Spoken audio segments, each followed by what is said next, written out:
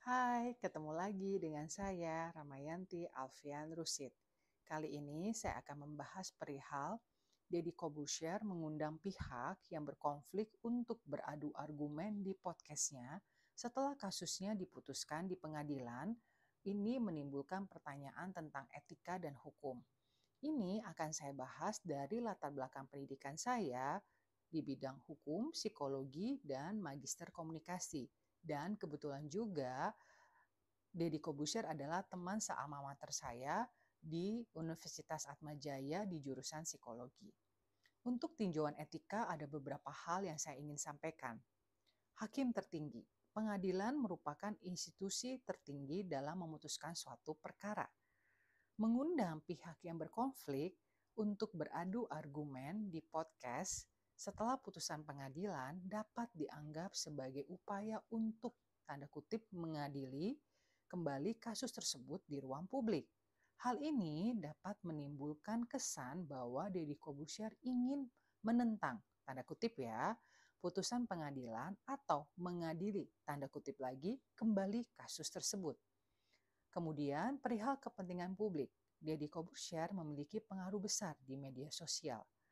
Mengundang pihak yang berkonflik dapat meningkatkan polarisasi dan perdebatan di masyarakat yang mungkin tidak selalu bermanfaat bagi kepentingan publik. Dari tinjauan hukum, ada beberapa yang saya akan sampaikan. Tidak ada pelanggaran. Secara hukum memang Deddy Corbuzier tidak melanggar hukum.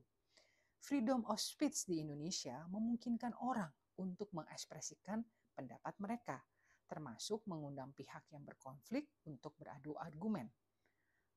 Perihal pencemaran nama baik, jika Deddy Corbuzier mengeluarkan pernyataan yang merendahkan, menghina, atau memfitnah salah satu pihak yang berkonflik, maka bisa saja dia melanggar pasal 310 KUHP tentang pencemaran nama baik. Kalau dari tinjauan psikologi, saya akan menyampaikan sebagai berikut. Reframing.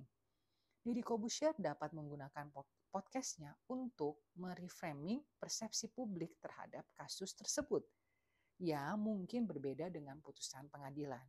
Kemudian bisa saja terjadi konfirmasi bias.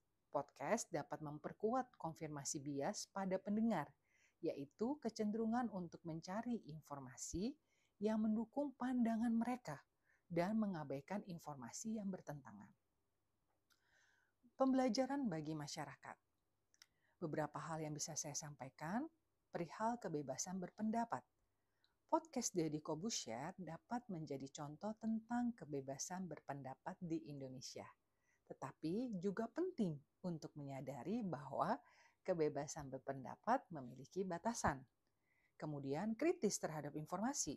Masyarakat harus kritis terhadap informasi yang mereka dapatkan, terutama pada media sosial. Hormat terhadap putusan pengadilan. Meskipun Deddy Corbuzier memiliki hak untuk mengundang pihak yang berkonflik, masyarakat harus tetap menghormati putusan pengadilan sebagai institusi tertinggi dalam menyelesaikan sengketa. Mengundang pihak yang berkonflik di podcast setelah kasus diputuskan di pengadilan merupakan tindakan yang memiliki implikasi etika dan hukum yang kompleks. Deddy Corbuzier memiliki hak untuk mengekspresikan pendapatnya, tetapi penting untuk menyadari bahwa tindakannya dapat berdampak pada persepsi publik dan memicu perdebatan yang mungkin tidak bermanfaat bagi kepentingan publik. Masyarakat harus kritis terhadap informasi yang mereka dapatkan dan tetap menghormati putusan pengadilan. Deddy Corbuzier bisa menghadapi beberapa dampak negatif jika dianggap melanggar etika, terutama dalam konteks mengundang pihak yang berkonflik di podcastnya setelah kasusnya diputuskan di pengadilan. Kerugian reputasi, kehilangan kepercayaan publik. Mungkin saja publik itu menjadi tidak percaya terhadap Deddy Corbuzier sebagai sosok yang objektif dan berintegritas. Kemudian bisa saja terjadi penurunan popularitas. Mungkin bisa saja ada orang-orang yang berhenti mengikuti podcastnya atau mengkritiknya di media sosial yang berdampak pada popularitas dan bisa saja pemasukannya. Ada juga sponsor yang mungkin tidak mau lagi mensponsori karena tidak mau dikaitkan dengan kontroversi etika. Dampak hukumnya apa? Pencemaran nama baik. Jika tadi Deddy Corbuzier mengeluarkan pernyataan yang merendahkan, menghina, atau memfitnah, bisa dituntut atas pencemaran nama baik. Dampak psikologis juga bisa terjadi, misalnya terjadi tekanan mental dan emosional akibat kritik dan kecaman dari publik.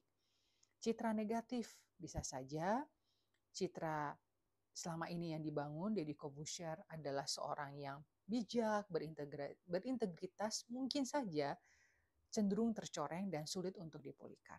Dampak sosial, terjadi polarisasi masyarakat. Ada masyarakat yang mendukung, ada juga yang tidak ya. Kerugian juga bisa terjadi di masyarakat. Mungkin Deddy Corbuzier kehilangan kredibilitas sebagai influencer sehingga tidak bisa lagi memberikan pesan positif dan bermanfaat bagi masyarakat. Deddy Corbuzier sebaiknya mempertimbangkan dampak etika dari tindakannya sebelum mengundang pihak yang berkonflik di podcastnya.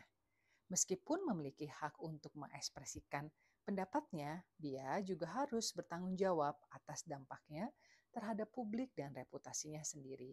Demikian penjelasan dari saya. Terima kasih sudah melihat konten saya. Anda semua orang-orang hebat. Kita pasti ketemu lagi. Salam Ramayanti Alfian Rusid.